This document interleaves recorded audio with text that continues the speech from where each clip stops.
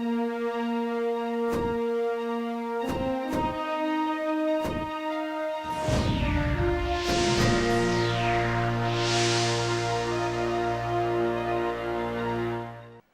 ASEAN Highlight this week, we review the bold move by Prime Minister Najib Razak's government in abolishing two of Malaysia's controversial laws, the Internal Security Act and the Emergency Ordinance, which, among other things, allowed for detention without trial.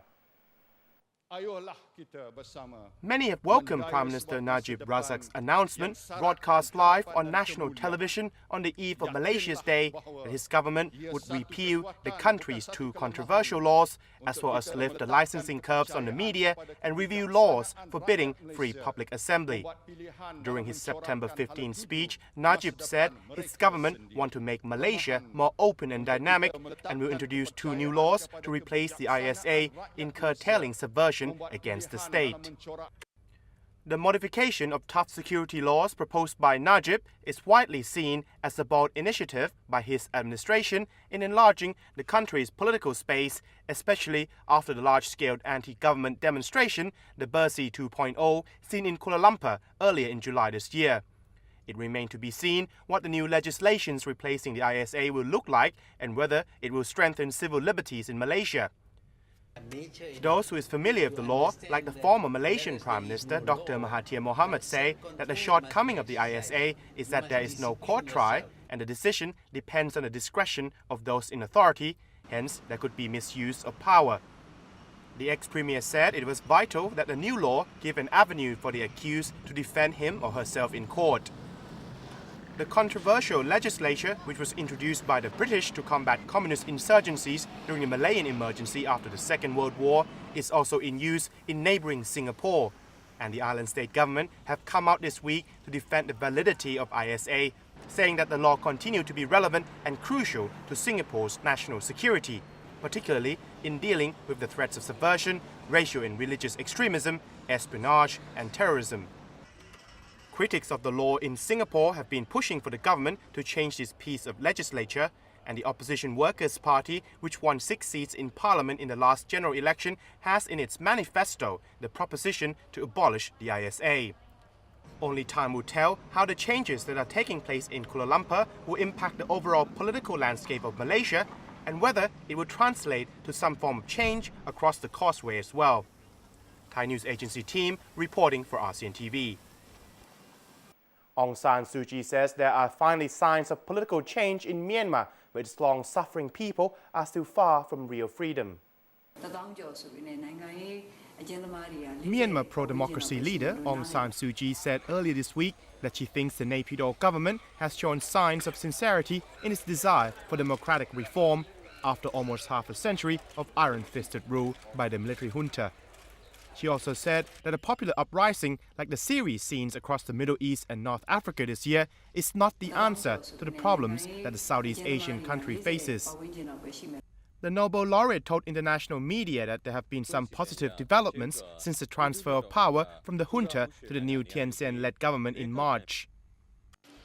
Despite early skepticism over last year's November election, which were won by the military's political proxies, Suu Kyi appears to be more open to Thein Sein overture for political reform, which includes dialogues with opposition figures, regular discussions concerning civil society and new economic policies. The Naypyidaw government is working hard to change its oppressive image in a bid to secure the ASEAN Championship in the year 2014 and get economic sanctions lifted. In a scene few could have imagined until recently, Suu Kyi last month met Thein Sein at his official residence in the capital Naypyidaw, posing for photos under a picture of her late father, the independence hero Aung San.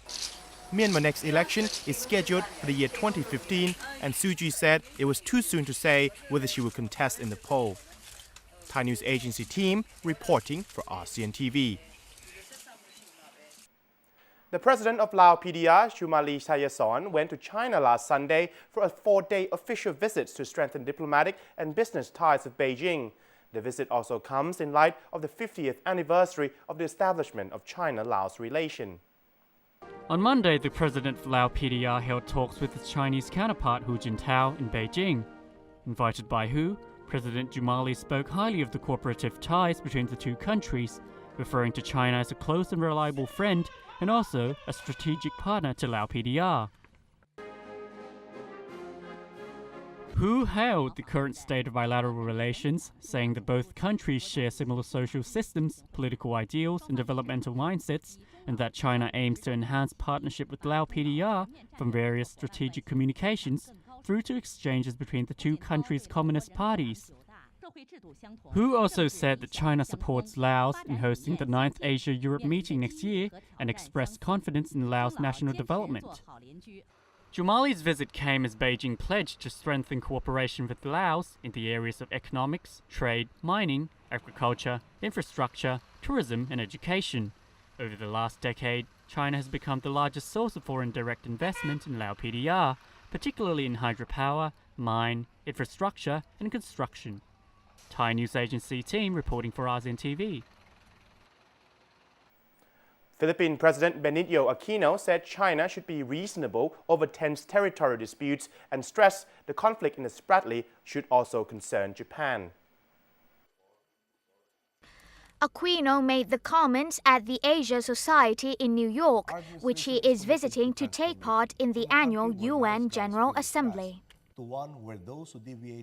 He also said it was crucial to try to understand the other side's position and identify areas of agreement. Yet, the Philippine leader stood by his position that China should reach an agreement with the full ASEAN bloc on a code of conduct in the South China Sea. He also thinks that China would compromise to the deal as long as there is a way for Beijing to save face. ASEAN and China agreed in 2002 to a code of conduct for the sea, but there has been little progress, with diplomats saying that a rising China wants to deal with the disputes individually with each nation. Tension spiked this year when the Philippines and Vietnam accused China of aggressive harassment of their fishermen in the South China Sea. And although Aquino has eased some tensions and reached out to China by visiting Beijing earlier in the month, the Philippines has at the same time sought more military aid from the US to strengthen its stance in the region. The Spratly Islands in the South China Sea is claimed by China, Taiwan, and 4 member states of the ASEAN bloc, including the Philippines, Vietnam, Malaysia, and Brunei. It is believed that the islands hold vast deposits of oil and natural gas. Meanwhile, Aquino's spokesman, Herminio Coloma, quoted the Philippines president as saying that the territorial conflict and heightened tensions between China and his country over the South China Sea should also concern Japan. Coloma stressed, just like the United States, Japan is also a stakeholder in the quest for peace and stability in the South China Sea, making the matter a common interest between the two nations. President Benigno Aquino is now in the U.S. attending the UN General Assembly. He will leave America for Japan on September 24th to the 29th. This is ASEAN TV News Team of Thai News Agency reporting for ASEAN TV. Cambodian Prime Minister Hun Sen last Saturday met with the fugitive former Thai Prime Minister Thaksin as he visited Cambodia to join 2 economic forums. Speaking during the meeting, Thaksin said his visit to Cambodia was to join the Asian Century Forum at the invitation of Jose de Venecia, the Honorable Chairman of the centrist Asia-Pacific Democrats International and the Royal Academy of Cambodia. He added that he would join another economic forum for Cambodian economists. Thaksin said that during the 2 events, he gave lectures on challenges and opportunities for the development of the economy in Asia. Thaksin also said that he was pleased to visit Cambodia again. Meanwhile, Prime Minister Hun Sen said he was very happy to meet Thaksin again and thanked him for sharing his knowledge and experience on the development of Cambodia and Asia. Hun Sen announced that during the visit, Thaksin also scheduled to play golf with him and could stay in Cambodia until today to join a friendly football match between Cambodian high-ranking officials and Pheu Thai's members of parliament at the Phnom Penh's Olympic Stadium. Hun Sen said that Thaksin's visit was to exchange ideas on economic development and not to negotiate with Cambodia on the border conflict or the joint development plan for oil and gas in the overlapping maritime claims in the Gulf of Thailand. Akanit Wichiancharan of Thai News Agency, ASEAN TV.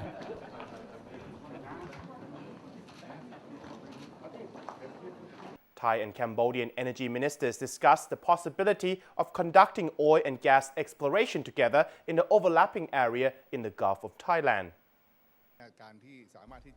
Thai Energy Minister Pichai Naripthapan told reporters that it is highly possible that Thailand and Cambodia will go ahead with the oil and gas exploration in the Gulf of Thailand.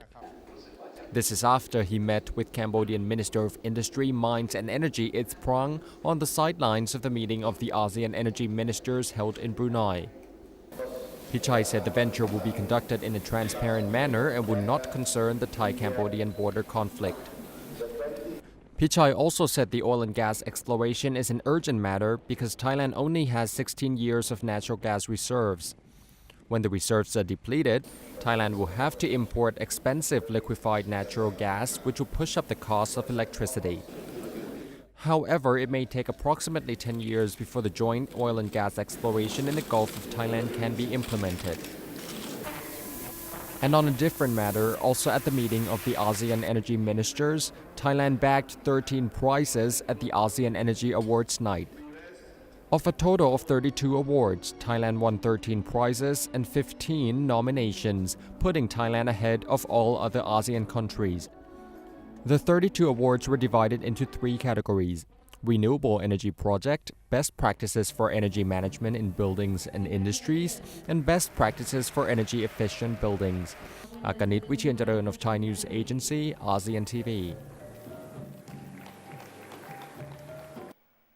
We wrap up this edition of ASEAN Highlights with a story from Bali, Indonesia, where we take a look at how the Indonesian tackled the issue of HIV/AIDS infection from the sharing of needle syringes among drug users. Their comprehensive approach came into play several years ago after the Jakarta government recognized drug users not as criminal but as victims. More in this report. The beautiful sceneries and the enchanted beaches famously associated with Bali by tourists the world over does not reveal the darker side to this piece of paradise of sea, sand and sun, the endemic of HIV/AIDS that took root on this island since the late 1980s. It was here that the deadly virus was first discovered in Indonesia. Since then, the Indonesian Health Authority adopted various harm reduction measures to curb the spread of the disease, which apart from sexual intercourses, is commonly transmitted by the sharing of needles among drug users. Out of the 186,000 HIV cases in Indonesia in 2009, 105,000 are drug users aged between 15 to 49 years old.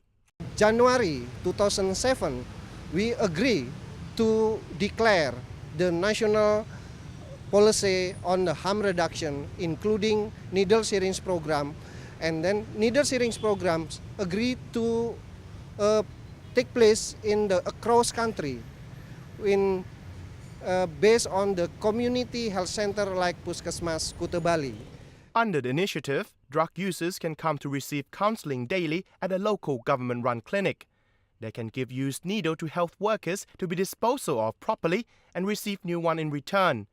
Some who wanted to rehabilitate themselves joined the methadone treatment program, trading their needle habit with doctor-prescribed methadone syrup, a yellow-like substance extracted from opium used as substitute for narcotics like heroin, a treatment that costs only about $1 a time.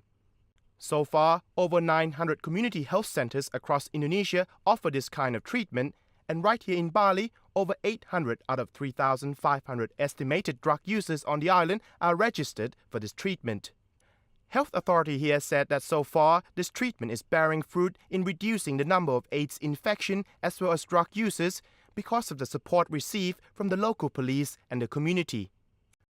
At the moment, I'm proud that we at the moment went on the track And of course, we need more support from wherever, from donor, from government national, and from provincial, and from all the community, especially this from the community, from the police. And we are lucky they give us a good support at the moment, especially from the police. Even we doing more and more advocacy, talk with them, communicate with them. Key to Bali's success is the existence of safe houses like this one. Run by a community of drug users, Yayasan Kesehatan Bali is a privately run health foundation that offers clean syringes as well as information regarding narcotics and HIV/AIDS to addicts in the community since 1999. Drugs issue is still a problem in our country, so that's why we talk with some, especially for drug user community, how to make, because their involvement is very important. So that's why we push them to involve in this action too. The ethos of active involvement by drug users in the harm reduction process has also been embraced by the health authority, seeing reformed drug users as an important bridge between the street and the clinic, curbing the number of HIV/AIDS infection through drug abusers in the future. Methadone is very good because I'm not sick again, and I don't